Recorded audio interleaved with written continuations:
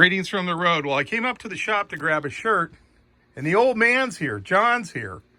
So you got father, you got son. Now, is that your wife over there? That's mine.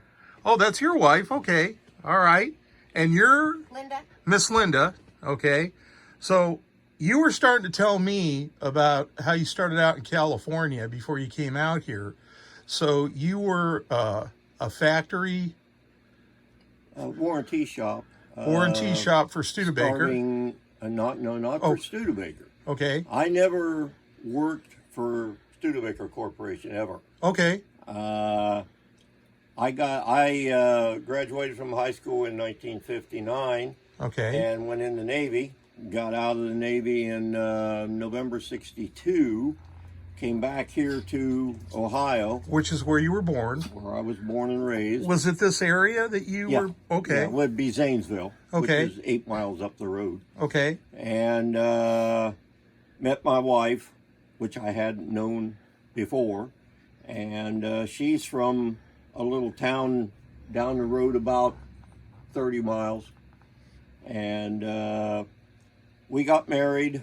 There were very few jobs around this area then. They wanted somebody, 18, 20 years old with 30 years experience if you were going to get a job, and it just didn't work out very good that way. So my sister lived in Los Angeles. She had gotten married and moved out to Los Angeles, and she lived out there. She says, there's plenty of jobs out here. So basically, the place where my dad worked, moved to Michigan. He had been there, I think, 13 years, and he said he'd be damned if he was going to move to Michigan. So we rented a small trailer. He sold everything that he had. We didn't have a whole lot because I'd just gotten married. I had a '55 Cadillac convertible that I drove, and we hooked the trailer onto that. My dad, my mom, and myself and my wife, we went out to California. Now, what year was that? Would be 64. Like March of 64. So you go out with your wife. Did you have any kids then? No. Okay. And your dad, and you hook up a trailer to the Cadillac and go out there. And what'd you do first out there? I went to work at a Ford agency in Venice, California. Now, for those of you that don't know, because this is really interesting, agency was the old-time term for dealership. Yes. And some people still refer to the agency, now you think of employment agency, but back then it was a dealership. Well, actually, that's how I got the job, was an employment agency. Ha! Because as soon as I got out there, I went to an employment agency. And while I was in the Navy, I worked with steam. I was stationed on a couple of different destroyers and a destroyer tender. And I worked in the boiler room using steam. Okay. But when you put down on your application that while you were in the Navy, you were an engineman, they just assumed that you worked on engines. And internal to them, combustion, any engine is an engine. So, right. But I used that experience and everything. I went to work at the Ford agency. And that particular Ford agency turned out to be the Ford agency that Shelby got his cars delivered to. Wow. What they call Mustangs in white, which is what he was making into Shelby Mustangs. And his guys used to come down. There'd be a car would come in with 4 people in it to pick up cars. And they would hang around out in my 2 stalls at the end of the Ford agency area where I used to work on cars, because I was a young hot rodder and talk their language, so to speak. So you guys kick it around. Did Carol ever come in when you were there? He didn't, but I used to go up in the evening. Numerous times I would go up to Shelby's establishment, which was a rather large brick building on an alley behind a residential street. That's where he started out. Okay. And they couldn't deliver the cars there. That's why it was the way it was. So his guys would drive the cars up. You actually could get to his place through the driveway of a Chevrolet dealership. You had to drive down through their driveway to catch the end of the alley in order to go down to where he was at. But I got to know, I met him a couple of times. I got to know a lot of those guys. We spent, I guess, 33, 34 years altogether out in Los Angeles. Okay. I worked there for 2 years, and then late in the year 1965, I went to work for American Airlines at LAX. Now, I didn't work on airplanes. Right. I was not an aircraft mechanic, but those airplanes are pretty much useless on the ground without all that ground equipment. They Right. have to have loaders and conveyors. So and you were working tractors. on the ground equipment, the We worked on the mechanical. ground, what they called the auto shop, and everything that had wheels, and a lot of stuff that actually didn't have wheels that weren't airplanes. And I worked there for 30 years.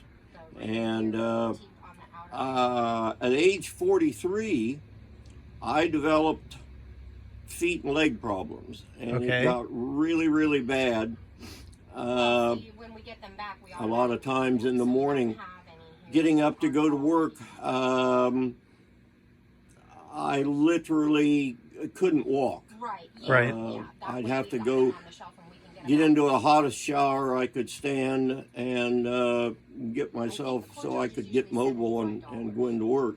I finally took a sick leave, and over about a year and a half, 2 years period of time, I went eventually 13 different neurologists, because each one would treat you for 3 to 6 months and then they'd pass you off to somebody else. Right. And eventually I ended up at UCLA, and their prognosis was toxicological poisoning or MS, relapsing Wow. MS.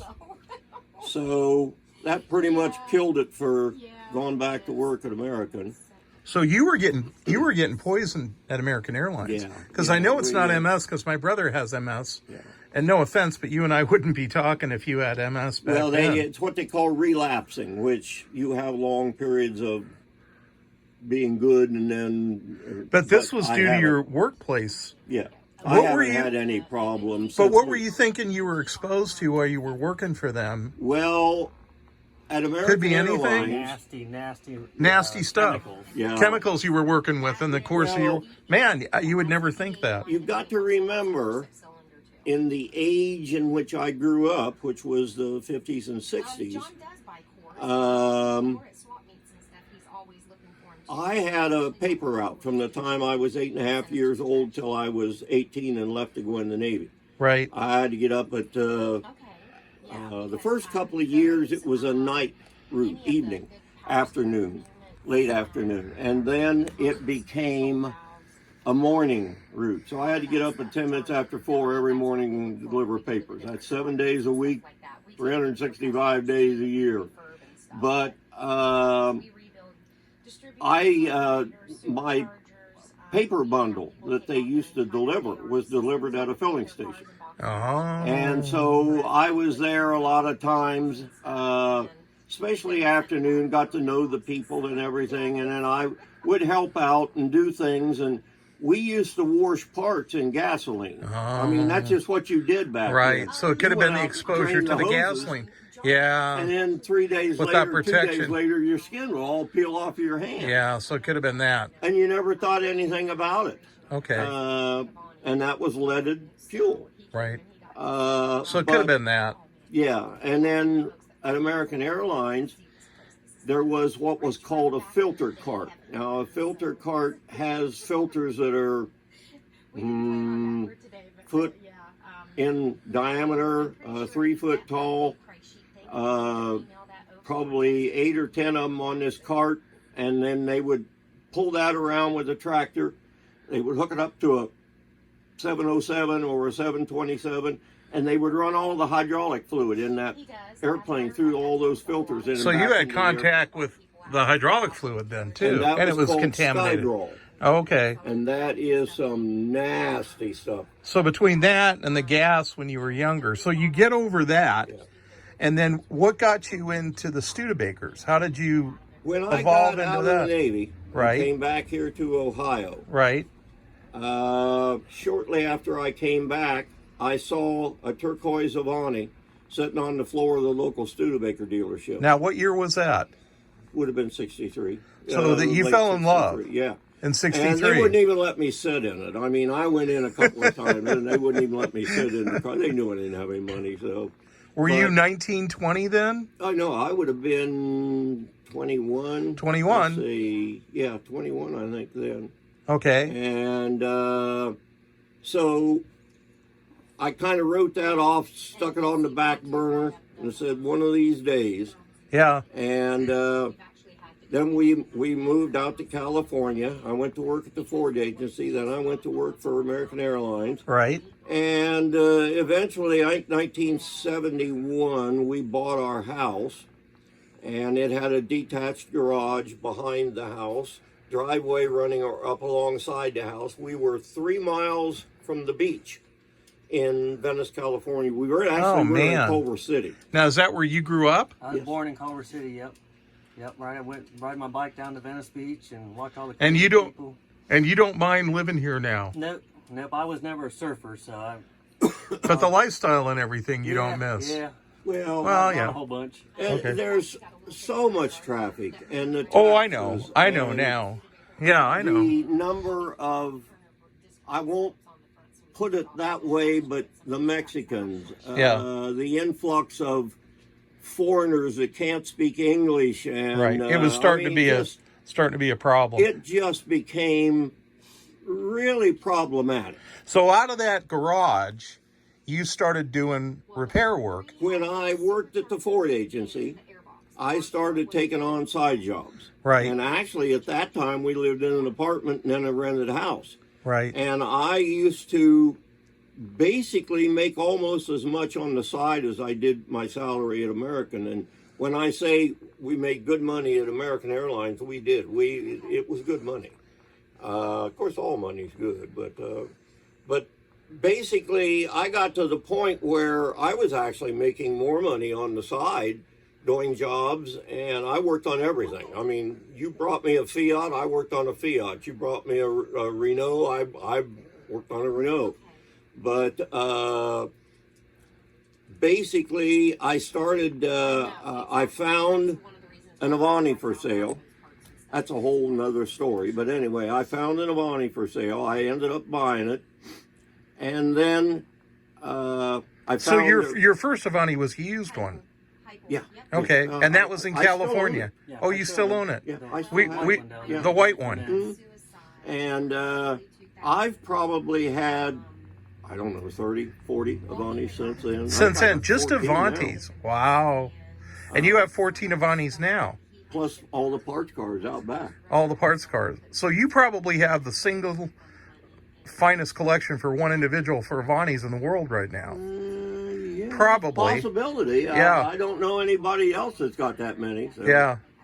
But How did you focus or settle on the Avanti? Do you think it's the one that you saw, the turquoise, that you were denied? that when just you got out of the started. service? No, Yeah, that but- stayed here.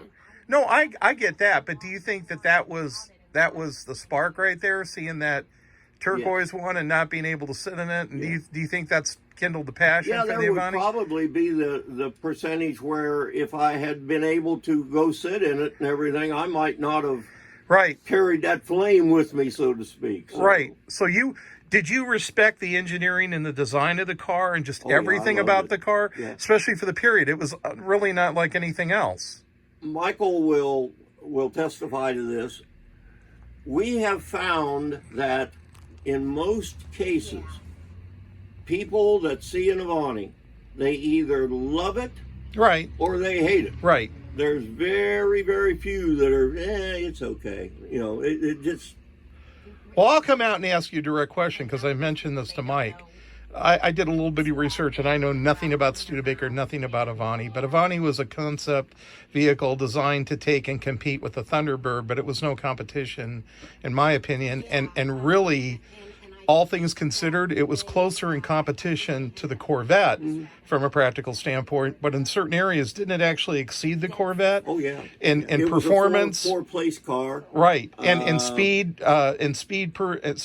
records, all that Oh, stuff. yeah. It actually exceeded Corvette. So it actually exceeded their expectations. Well, it was originally designed, brought about, and built to bring traffic into Studebaker showroom. Right. It was supposed to be their attraction car. Yes.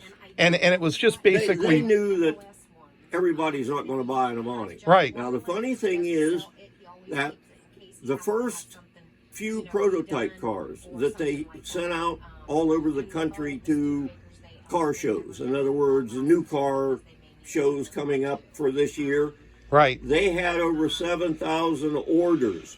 Oh my goodness. And they didn't make 7,000 Avantis altogether for the whole 2 years. They Right. only made about 40. So the interest was there. They had just underestimated the public response, and they weren't equipped to fill weren't orders. equipped to put together fiberglass cars. Right. They weren't like metal cars. Right. You can't bend the door to make it fit and things like that. And as Mike pointed out, it's not a single piece of cast fiberglass. It's several pieces. You have to integrate it. It's labor intensive. 300 and something like 340 pieces altogether to put a body together. Wow. Fiberglass pieces that they have to integrate. And Wow. metal, the windshield frame is all metal reinforced. There's metal going into where the door's attached to the hinges. And then it's got a metal roll bar that goes over the back of your head. They actually have a built-in roll bar. A real roll bar. So they're really safe. And then there's metal torque boxes underneath the doors, which rust out, which I replace all the time. Support But yeah, the body. there's metal in the body with the fiberglass. So why do you think, in your opinion, I mean, obviously they didn't take and foresee the demand, but why do you think they failed to ramp up? If they were they selling these at a net loss, do you think, given the investment? Was this just something that Not they were willing to take a originally. hit? Not originally. But do you think the reason that they didn't take and rethink and go and commit to resources to build these, do you think it was they didn't see the money?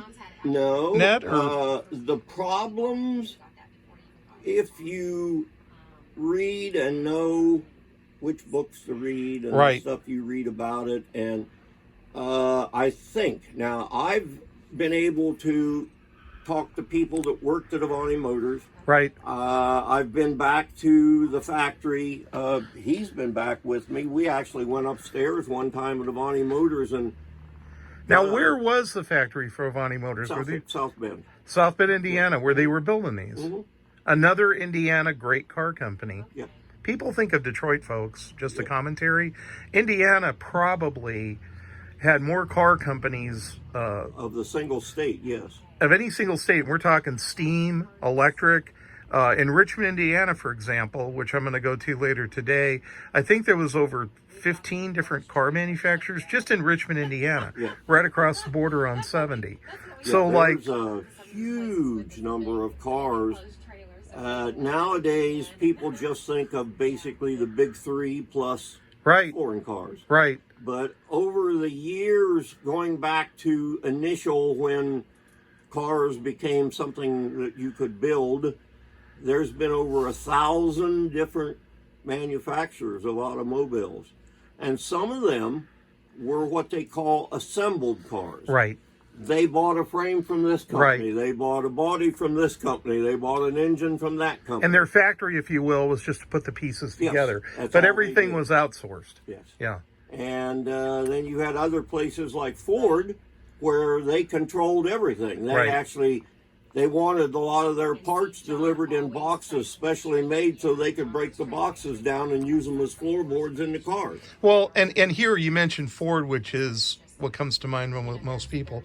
What people don't realize that the success of the middle class and the development of that, there were equal, if not more, small manufacturers that supported Ford with providing parts. People don't realize all throughout the Midwest and in other areas, and that's responsible for the growth of the middle class. Was the companies that Ford spawned, because they couldn't make every part. They made most parts, but there was a lot of smaller parts. And those They were the companies, first company to you know, offer a $5 a day wage. right? But those spawned other companies that proved successful. But So- then again, if you read a lot of the history of Ford, you're going to find a lot of skeletons in the closet too, because there were. That's a whole nother subject. Oh yeah. I'm a big proponent of the first few years of Ford and how those first few years were revised and hidden by Henry, by the old man before he died. Like I said, I worked on many. It just slowly evolved around to where the majority of the cars that I was working on were Studebakers. Right. So that just found its way to your shop. Mm-hmm. So in California, and again, we're going back to where you're doing this as a side job, but it seems like you're migrating more towards the eclectic cars, not the normal cars that people are driving, but the more special cars. And out of those, you seem to take, and for whatever reason, the Studebakers found their way to you. Yeah. Tell them about when you started buying parts from new and old. Oh. So you started buying up parts new and old. In 1978, the national meet was in South Bend. Right. And we came back for that meet. And I was, at that time, I didn't know anything about any of this stuff, and I had never been to South Bend before, so this was my first. Now, what year was this? 78. 78 was your first national meet that I went to. That you went to. No, 77 was the first year, but 78 was in South Bend. First Right. year that we went was 77, and that was in Cincinnati, Ohio. Okay, so you go to South Bend, which is the home of the Avanti, Yes. where it's made. So you go there, and then what? I'm taking a tour of Avanti Motor Company. Okay. And I'm standing in line with the rest of the people waiting for the tour to begin. And the door on a little office kind of off to the side where we were at opens, and a guy comes out and he says, "Is there a John Meyer out here?" And I thought, oh crap, what the hell did I do? So I said, "Yeah, that's me." He said, "Would you come over with me?" So I thought, hell, I've done something that I shouldn't have done. I went in, sat down, and he said, he says, "We've been putting your name and phone number and address in the booklet in the glove box of Avanti since about 1968. Wow. With you working on them in California." Wow. So that people that wanted to take their cars to get them worked on would contact you. And I said, now I know why so many Avantis That's showing why. up. Oh, in California when you were out there. Yes. And of course, those people talked to other people, and Right. a lot of those people not only had Avantis, but they had Studebakers of other styles and models. And but anyhow, I used to work the first 15 years that I worked for American Airlines. I worked midnights. And I came home in the morning, slept until around 12:30, 1 o'clock. And then I would get up and do my normal work on the cars, do what had to be done, run off and get parts, and et cetera, et cetera. But I eventually worked my way around till I had enough seniority to work day shift. And, Okay. I would get home at about 3:15 to 3:30, and that still gave me lots of time between then and dark to get a lot of stuff done. But tell them about Newman and Altman and having all the parts that you used to buy. So that's what started a lot of the parts. oh business. yeah, a friend of mine that I got to know real well out there. He lived on the east side of LA, Okay. and I got to know him through the club. His dad was vice president of engineering for Studebaker from the 40s all the way through until they pulled the plug on car manufacturing. And you've got to remember, the Studebaker didn't go out of business. They just simply quit making cars. They had their fingers in so many other interests, Paxton products, STP, Gravelly, Clark-O-Matic floor scrubbing equipment, Tongue Sole products, Wagner Lockheed. All of those were Under the umbrella of Studebaker. Franklin Stoves, Ski-Doo. All of those were Studebaker Corporation. But anyway, I didn't know that. each year, at the end of the year, when the model changeover came at Studebaker, which is like a lot of other manufacturers, all of the leftover parts and stuff would go to what they call standard surplus, which was a fairly huge building there in South Bend. 5 stories. Yeah, 5 stories, probably a quarter of a very large city block. Right. And brick building.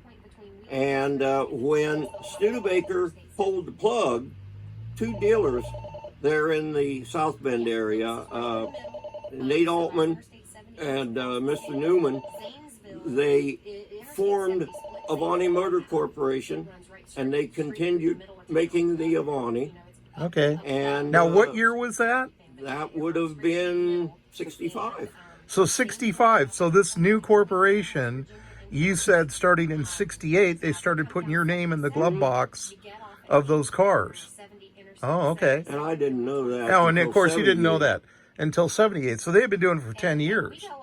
Right. And, but we used to go, Ed and I used to, he would fly back to Chicago. I would fly back to Chicago for meets and stuff back there in the South Bend area.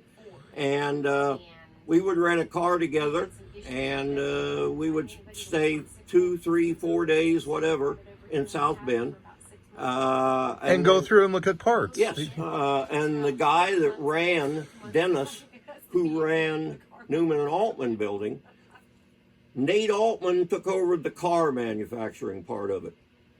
Leo Newman did the parts. And they had their 2 separate entities there in South Bend. And there was also a building called Avanti Parts Corporation, which didn't carry Avanti parts. Right. It didn't make sense. Right. But basically, you could get a hold of them. You could call them. They had a catalog. They had a lot of stuff. And Dennis at Newman and Altman used to let Ed and I, he would turn us loose upstairs, and we would go through 2, 3, 4 days looking stuff, finding stuff. Because wow. Unless you see pictures, which I have, right, of upstairs at Newman and Altman, right, you can't imagine, because stuff just got carried up and set. Stuff set on top of each other. You have to remember, this is before computers. Right. So not a whole lot of inventory was right. taken.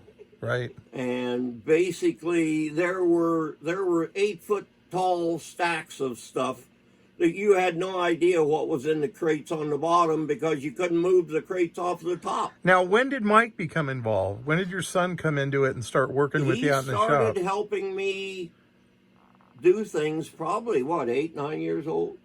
So you were 8 or 9. So what year do you think that was? That would have been 78, 79. So 78, 79, when your dad finds out that he's been in the glove box for the last 10 years, you're starting to help him in California. Yeah, he gives me a wrench, and I start helping him work on cars and do stuff. Well, so one of the things that I did was I worked for American Airlines during all this period of time also. Right. And one of the guys that I worked with had I think it was a 302 Ford engine. And it was a fairly low mileage engine, and he just wanted to get rid of it. So he said, I'll sell it for $100. Well, I bought it and brought it home for him to play with. At 8 or 9? Yes. So him and the kid across the street used to take that engine all apart and then put it all back together. Take it all apart and put it all back together. And he learned, like, using a puller to pull a crankshaft pulley off, and using a pusher to put it back on, and things like that he learned firsthand on that engine. So you had, because we're coming up on a half an hour here, so you basically had 20 years out in California before you guys moved out here. Right. So you've had 20 years in California working with your dad. At that point, your dad had a good 30 years, and then you guys move out here. And you've got 30 years out here now, 31, 32, 33 years out here. Yeah, we moved back in 96. So combined between the two of you, you have over 40 years, Mike does. You have over 50 years. And during that time, it's been primarily focused on Studebaker and more particularly the Avanti and the Lark, right? Mostly, but again, it's not unusual. Here, a short while back, had you walked into the garage down there was a Cougar down there that you almost made half of the back of it because it was rusted away. Yeah, you'll work on other stuff. He had a 36 Ford down there for quite some time that did a lot of work on. There's been a lot of what we'll call brand X because there's nobody around that wants to work on them. So really, at this point, I'm going to kind of speak for Mike.